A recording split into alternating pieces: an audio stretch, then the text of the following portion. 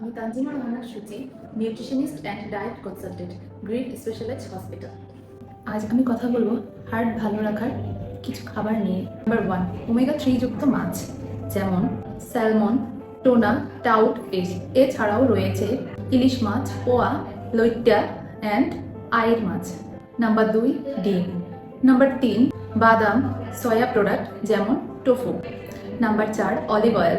Number 5, ফল।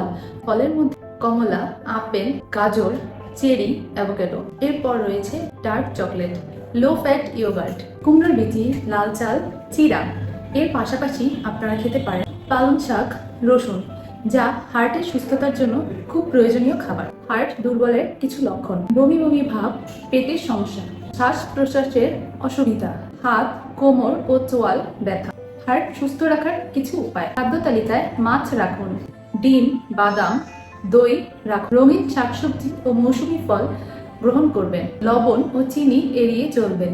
প্রতিদিন হাঁটুন, কমপক্ষে সপ্তাহে 7 দিনের মধ্যে 5 দিন 30 মিনিট করে হাঁটা উচিত। প্রতিদিন 8 ঘন্টা ঘুমাবেন। বোতলজাত রঙিন পানীয় পরিহার করবেন। প্রতিদিন 10 থেকে 12 গ্লাস পানি পান করবেন।